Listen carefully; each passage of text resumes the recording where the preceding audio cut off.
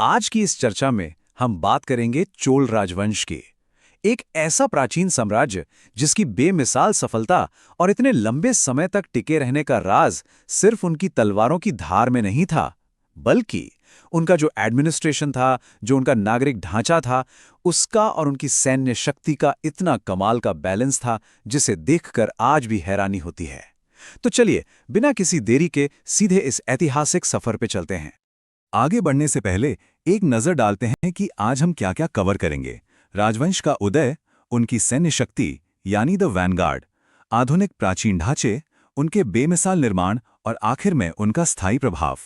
तो शुरुआत करते हैं हमारे पहले भाग से, राजवंश का उदय। कहानी शुरू होती है दक्षिण भारत के तमिलनाडु से, जहां इस पावर हाउस ने तंजौर को अपनी राजधानी बनाकर आकार लेना शुरू किया।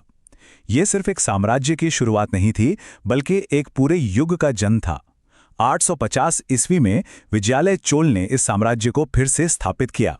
फिर 10वीं शताब्दी में राजराज चोल प्रथम ने इसका जबरदस्त विस्तार किया और उसी दौरान शानदार बृहदेश्वर मंदिर की नींव रखी। जरा सोचिए, 11वीं सदी आते आते राजेंद्र चोल प्रथम ने अपने साम्राज्य का परचम गंगा के तटों से लेकर सीधा दक्षिण पूर्व एशिया तक फहरा दिया था।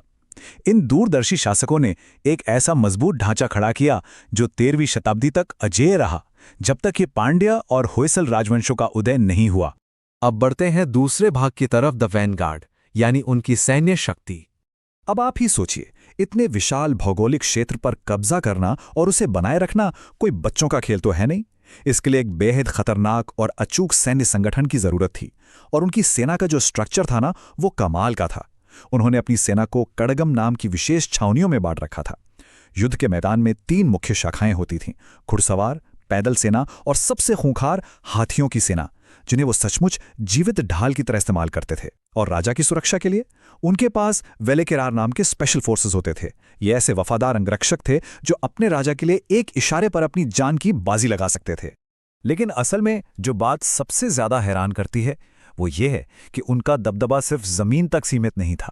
उनकी नौसेना इतनी ज्यादा पावरफुल थी कि उन्होंने बंगाल की खाड़ी जैसे विशाल समंदर को वस्तुतः अपने एक निजी झील में बदल दिया था। जी हां, चोल झील। ये कोई मुहावरा नहीं, बल्कि एक ऐतिहासिक उपनाम है जो ये साबित करता है कि उस समय के समुद्री रास्तों पर चोलों के बेड़े की कितनी निर्विवाद और पूर्ण सर्वोच्चता थी। आसपास कोई उनके टक्कर में था ही नहीं। चलिए अब तीसरे हिस्से पर नजर डालते हैं, द मॉडर्न एंशिएंट्स, यानी उनकी आधुनिक सोच वाला प्राचीन प्रशासन। अब तक की बातें सुनकर लग सकता है कि वो सिर्फ युद्ध और विस्तार में लगे रहते थे, लेकिन असली कहानी तो कुछ और ही है। इस आक्रामक विस्तार के पीछे एक ऐसा समाज था जो आज के हिसाब से भी बेहद आधुनिक, लोकतांत्रिक और आर्थिक ढांचों पर काम कर रहा था। उत्तर मेरूर शिलालेख हमें बताता है कि उनके यहां स्थानीय स्वशासन के लिए एक प्रॉपर वोटिंग सिस्टम था।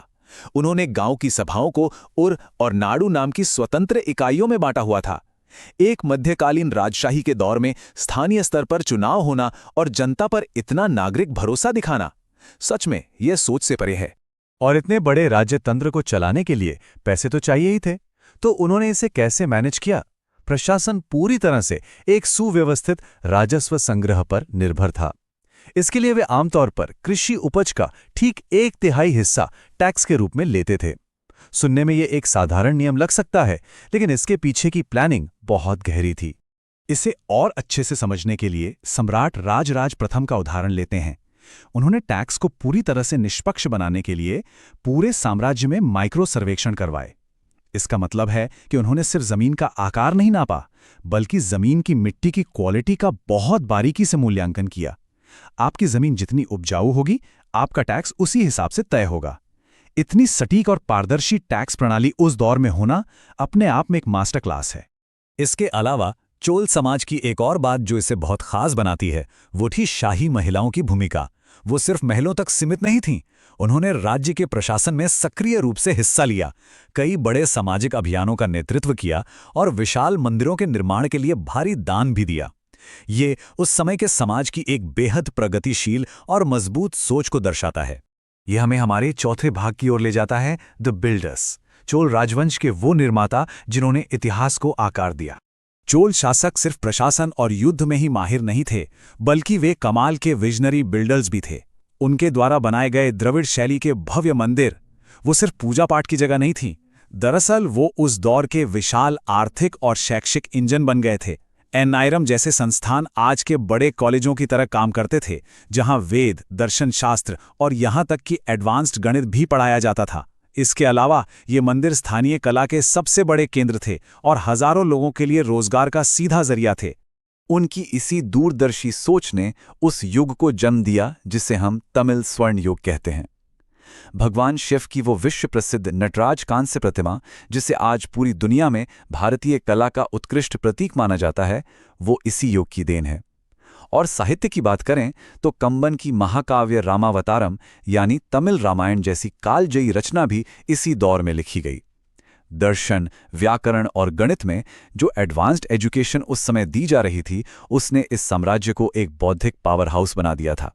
अब अगर आप सोच रहे हैं कि वो सिर्फ कला और साहित्य तक सीमित थे, तो जरा उनकी इंजीनियरिंग पर भी नजर डालिए। प्राकृतिक नदियों के अनियंत्रित बहाव को कंट्रोल करना कोई आसान काम नहीं है, लेकिन चोल इंजीनियरों ने कावेरी नदी को नियंत्रित करने के लिए चोल गंगम नाम की मीलों लंबी एक विशाल कृत्रिम झीली बना डाली। इसके साथ ही उन्होंने वाइक्कल नाम से नहरों का एक ऐसा जटिल जाल बिछाया जिससे ये पक्का हो गया कि पानी हर एक खेत तक पहुंचे। इसी से उनके साम्राज्य में इतनी भारी कृषि समृद्धि आई थी। और अब आते हैं हम अपनी चर्चा के अंतिम भाग पर, उनका स्थायी प्रभाव, द लास्टिंग फुटप्रिंट। जाहिर सी बात है, इतनी विशाल और एडवांस सभ्यता सिर्फ भारतीय उपमहाद्वीप की सीमाओं में तो बंद कर रह नहीं सकती थी। राजेंद्र चोल की समुद्री यात्राओं ने दुनिया भर में उनका एक ऐसा गहरा सांस्कृतिक और आर्थिक प्रभाव छोड़ा जो आज भी दिखता है। उन्होंने इंडोनेशिया और मलेशिया तक अपनी संस्कृति का विस्तार किया और व्यापार के मामले में उन्होंने चीन तक अपने दूध भेजे और रेशम और मसालों के बेहद मुनाफे वाले व्यापारिक संबंध स्थापित किए। उनका विजन सच में ग्लोबल था।